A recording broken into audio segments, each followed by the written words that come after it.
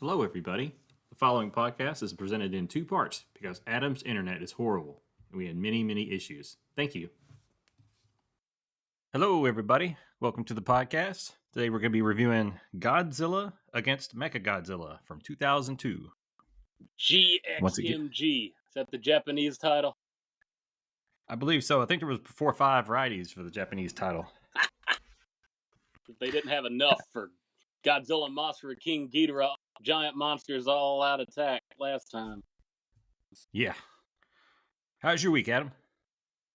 Oh, I was sick for part of it, but I got no complaints today, I suppose. I sent you a video clip, but my youngest kid was in Beauty and the Beast Jr., so I've been spending basically the last week driving him back and forth to practices, rehearsals, and the shows, and trying to sleep off allergies the rest of the time. How do they do Beauty and the Beast Jr.? What do they add in or cut out? It's more of a simplified version. They take obviously the sets. I mean, you only got so much part of a set on a elementary school stage, so they just kind of simplify it. I think they added one song that's not in the movie, but it's pretty faithful to it actually. It is the Disney version then. Yes, they are making money again. Yes. Oh, they need it. My son, he was a crazy old Maurice. The best character. He was raving, you know. That's what everybody says. Yes. All right. So this movie was the 4th in the Millennium era. 26th Toho Godzilla movie, 27th overall. And generally got good reviews. On Rotten Tomatoes, 71% of the audience reviews liked it. There was not enough official critic reviews to get a real score for that. But when you looked at it, 3 of the 4 were at least 50% positive. Did this movie have a sci-fi U.S. premiere, sci-fi channel? I don't think so.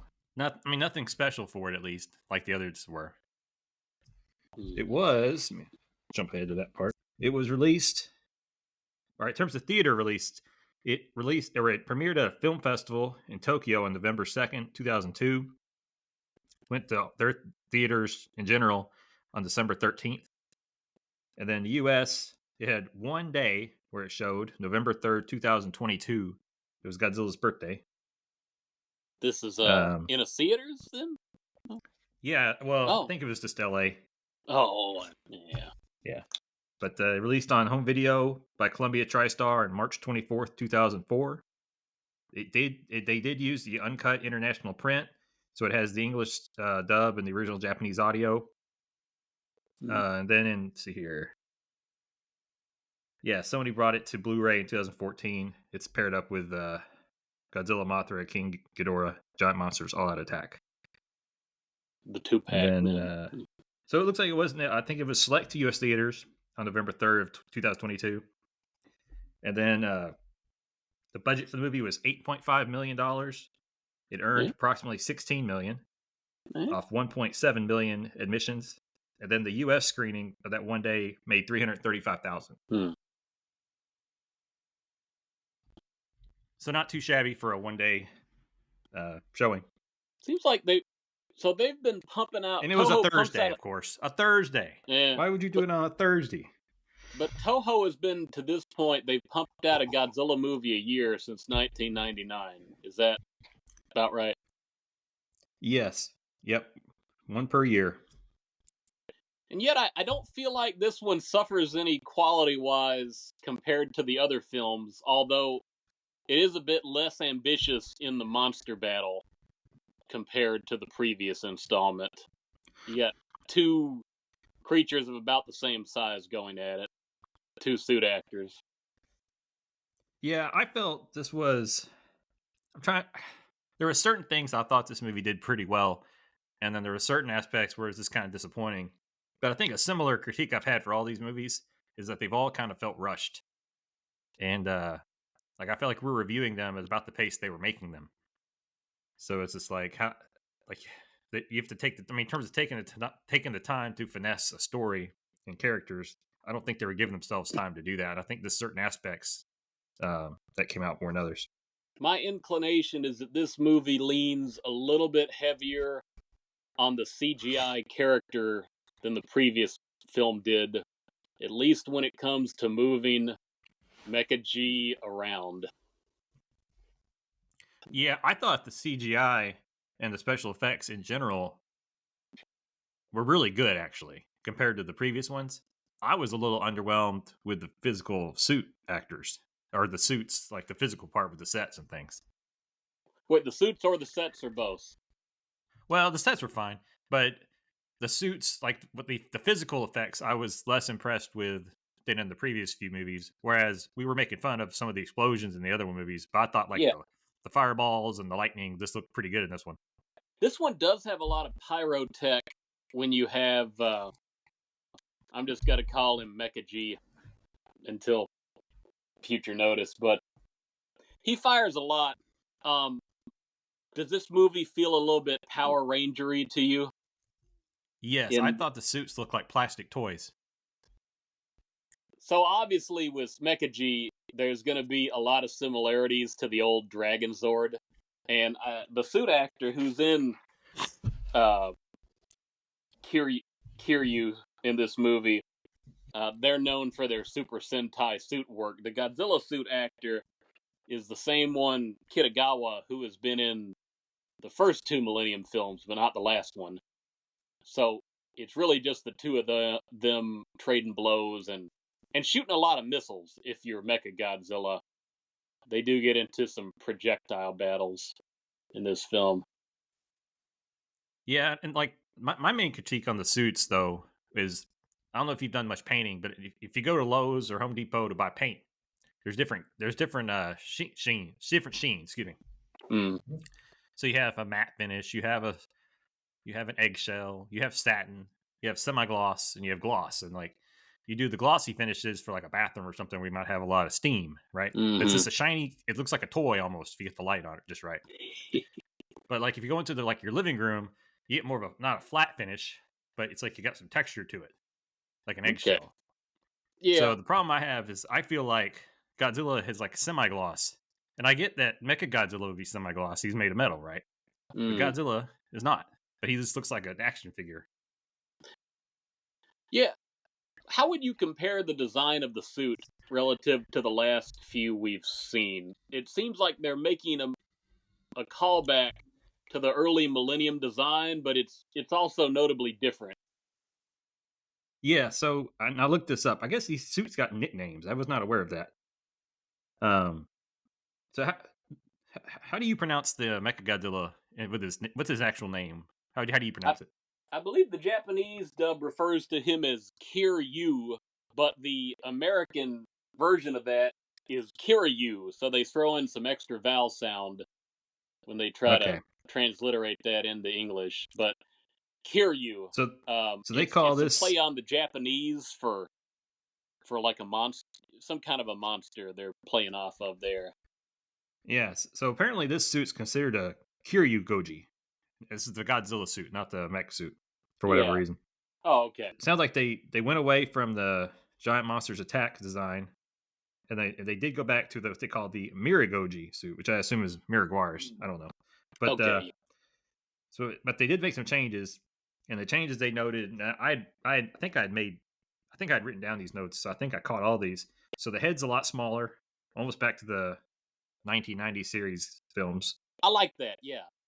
It's got a little bit of a cat fine. nose there, a little bit of cat face. Yeah, and I thought it looked a lot like the Megaguire's head, where we talked about like he had definitely was paying respect to the Godzilla versus King Kong film.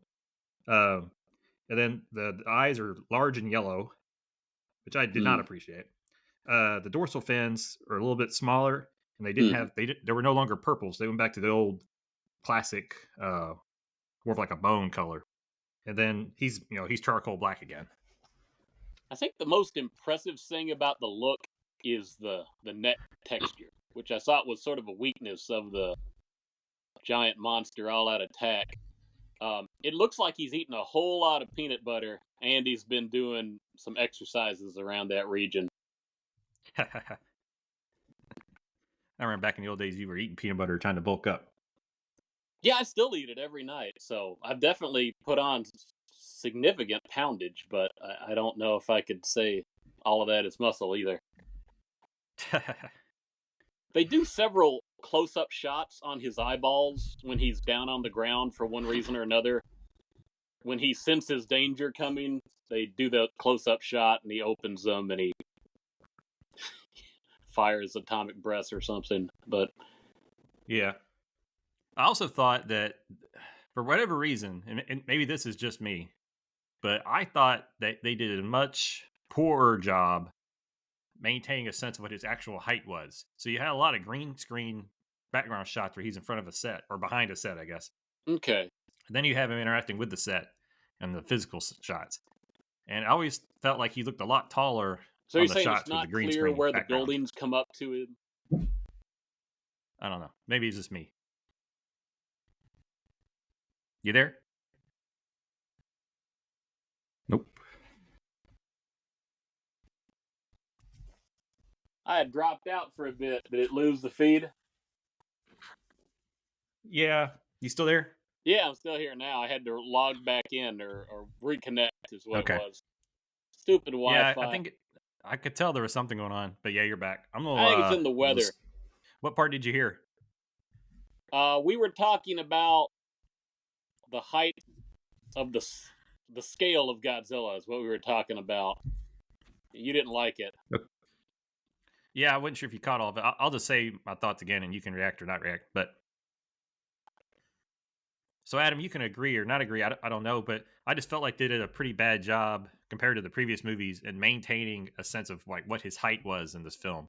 They used a lot of green screen, and I felt like on the film on the part where he was on the green screen and he had the set in front of him, he consistently looked a lot taller than he was when he was actually interacting with a physical set.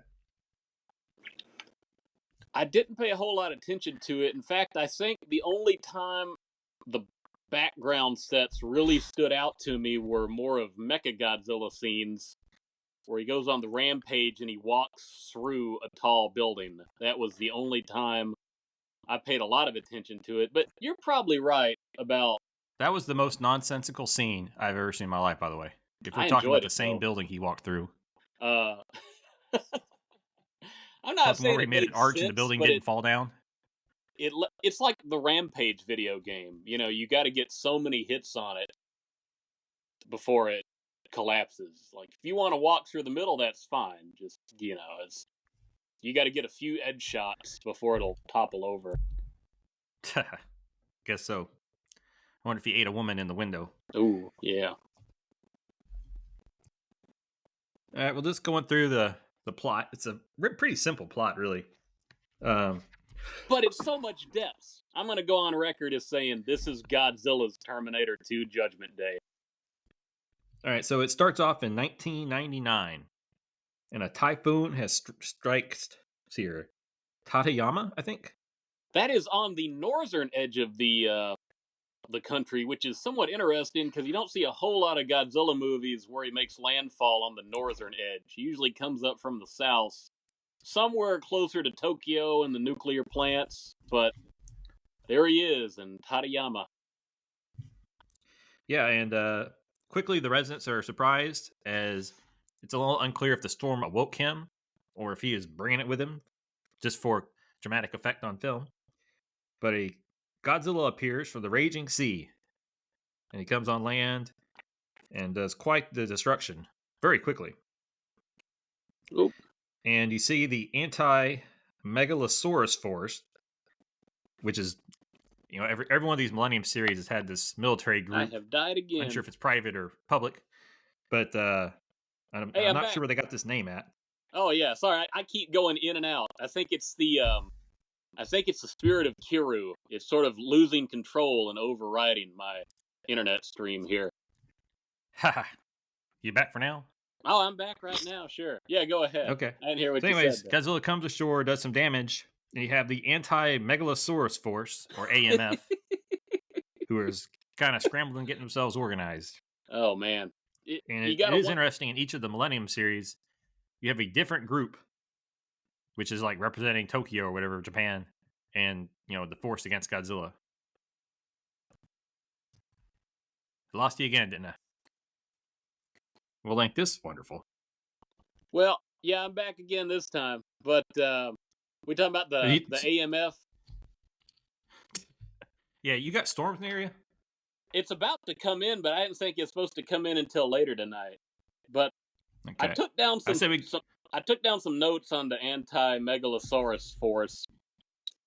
The version of this I watched thought it was really important to know the history of this organization, so they put the text up on screen. They said it was organized in Chiba in 1966 to defend the nation from giant monsters. It has 4,072 members. That was considered essential information that we know. 4,072 members. Yeah, it was. So did you do the English dub or the Japanese dub? I watched the Japanese dub, but it's the American video feed of it. So when the title comes up on screen, they still do the English title. And I'm assuming some of those English overlays, they'll tell you at different points during the movie who people are and what their job is. I didn't know if that would have been in the Japanese Toho cut or not. Well, I think the subtitles were the same. I think there was only one version of this one. But what I was going to say was they had this description going on, and it was really hard to catch up with the description and the dialogue at the same time because I was also listening to the Japanese dub. So I had to go back and rewind like twice because I basically had to read the text once for about the AMF, and then I had to go back and just listen to the dialogue the second time. And there's a flashback that's later in the movie from the Prime Minister who...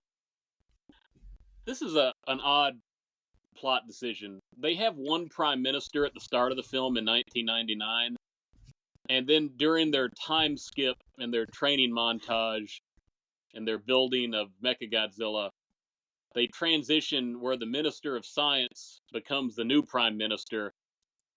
There's a little bit of a convoluted, unnecessary plot thread, but hey, they did it.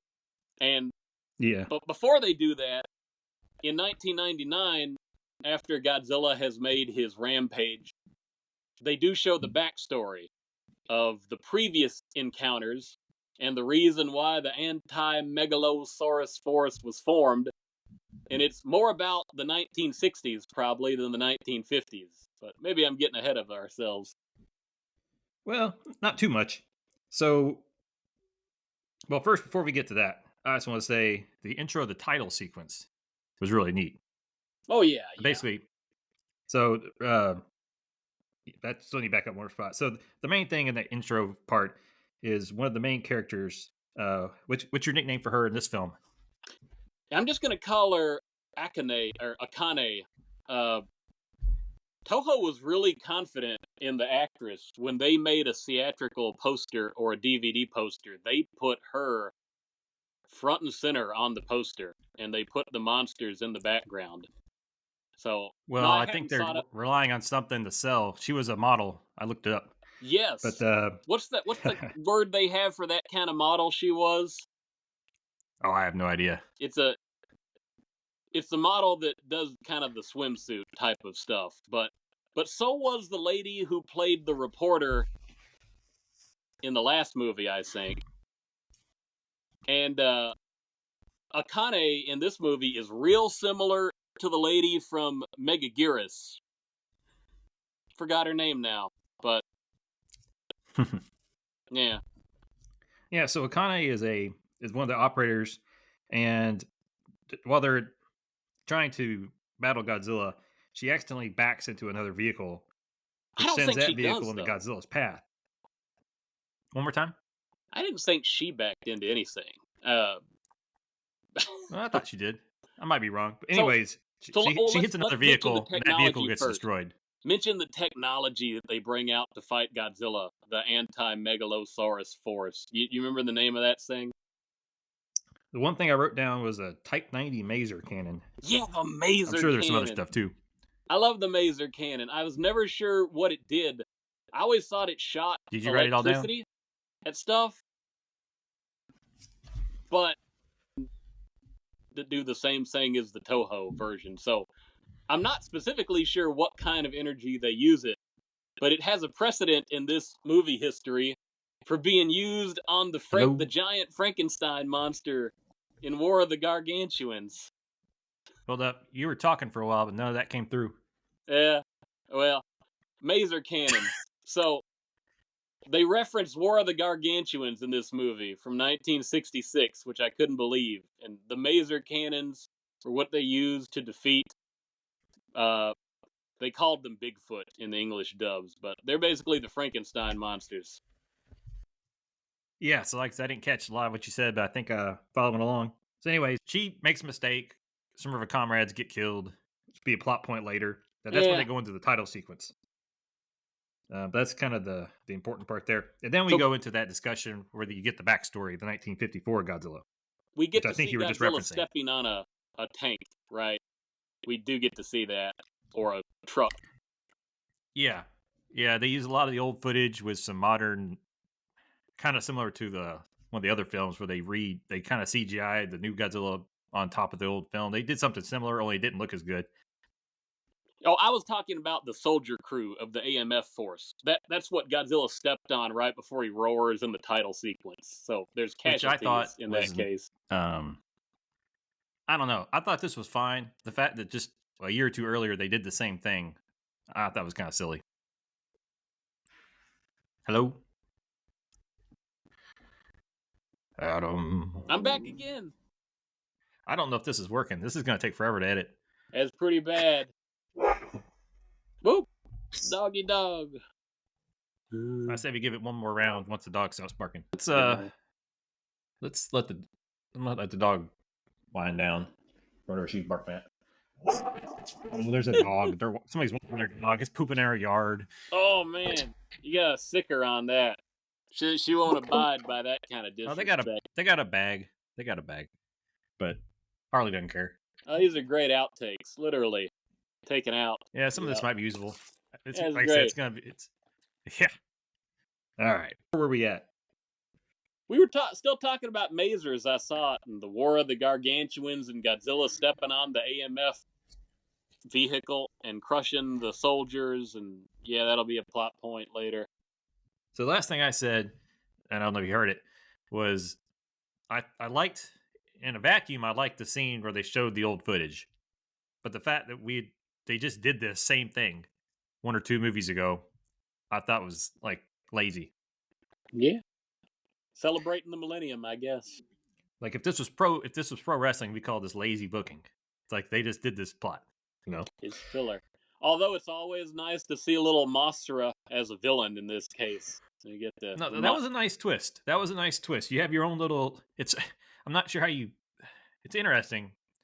They've made their own little multiverse, but they did it after all the movies had been filmed. It's like. And so anyways, the Mothra inclusion is a bit of a throwaway in this movie, but it does come back in the sequel. Yeah. So the basic plot, though, was that they killed the 1954 Godzilla with the Oxygen Destroyer, and then they lost access to the weapon because the Dr. Serizawa, they didn't really say he died. They just said he ensured it would never be used again, so they didn't really fill that out. And then it transitions to the Minister of Science is gathering all the brightest scientific minds in Japan.